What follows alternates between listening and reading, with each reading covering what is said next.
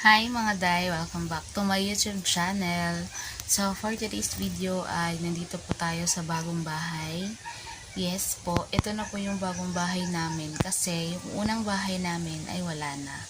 So nabanggit ko po yun bago po ako nagpaalam talaga sa bahay. Totally ay yun, meron po akong video doon kung paano siya sinira, ganun, paano na siya nawala yung bahay namin. And then yes po, sinabi ko po na sa susunod ko po pag-vlog ipakita ko po sa inyo ang aming bahay. Hindi ko pa pala nakapakita kanina pagdating namin kasi sobrang init kasi, and syempre dala ko yung baby ko. Napakahirap po talaga. And yung time niyon ay alas 11 na, and tapos ko na pong napakain yan.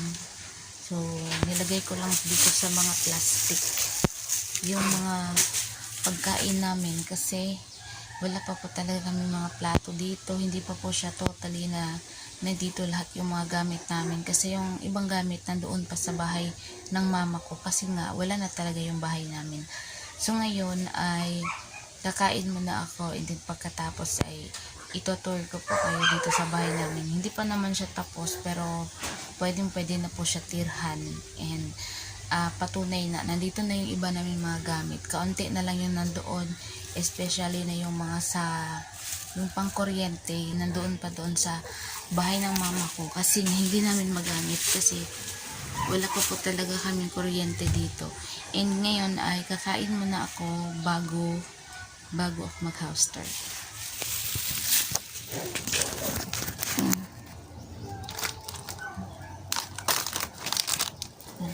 History. Ay! Nagandang history. Yes. Sobrang daming lamigas.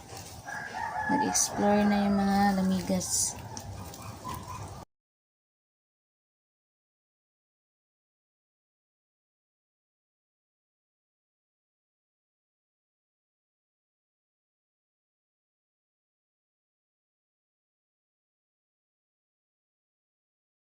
Naalala ko nung nanganak ako, sa sahig lang din kami kumakain.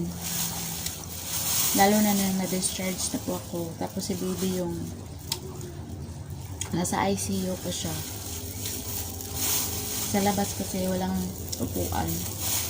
Kung meron man, marami kasing mga kuting. Kaya mas pinili namin sa sahig kumain.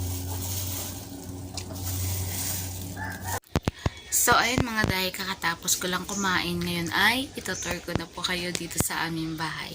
So punta na po tayo sa labas. Yung labas. And then pagpasok mo dito, agad itong bintana lang, at saka ito na. Napakaliit ng bahay namin dito, day. Yan o. Tapos sobrang makalat pa. Ito, hindi ko pa ito na-arrange. Pati lahat ng mga gamit dito. Yan. So, nagkalat pa talaga. At yung mga retaso yan sa ginamit ko ng wallpaper dito sa pinto namin. Yan. Hindi, nagkalat pa yung mga cellophane, mga gamit namin yan. And then, meron kaming isang bintana dito. Kita yung kapitbahay. Dito, wala kaming bintana pati dyan. Ewan ko sa asawa ko. And dahil wala po kaming kuryente, kaya napakainit talaga kasi yung yero. Kapag yuyuko talaga ako, grabe talaga ang init. And buti na lang nakabili ako ng ganito. So, sulit naman siya kasi ilang oras din siya malubat.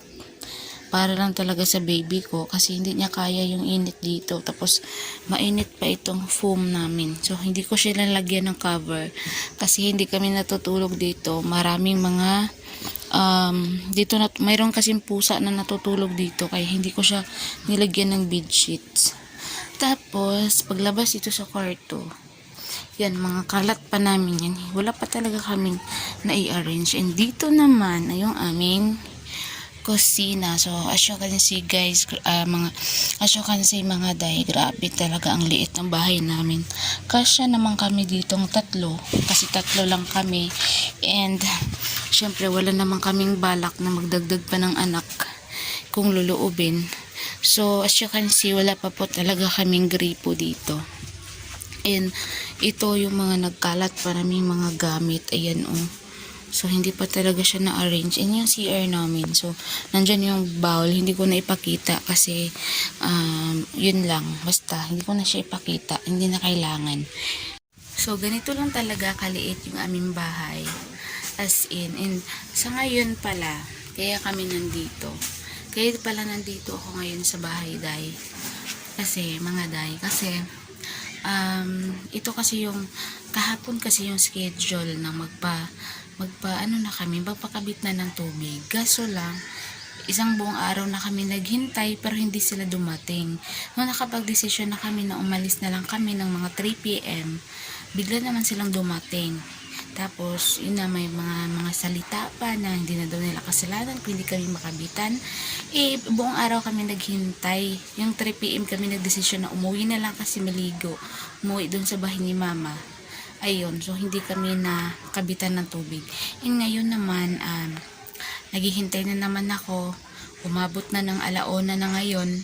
Hindi pa rin dumating. So, hindi ko alam kung matuloy ba na ngayon ay malagyan kami ng tubig o hindi ba. Kasi gusto ko na talaga maligo. Mainit na mainit dito. Grabe talaga, Day. And then, so as you can see, itong lababo namin, wala pa po talaga siyang gripo. And hindi pa talaga siya tapos. Pero, pwede na talaga siyang tirhan. Hindi naman kami matutulog dito palagi.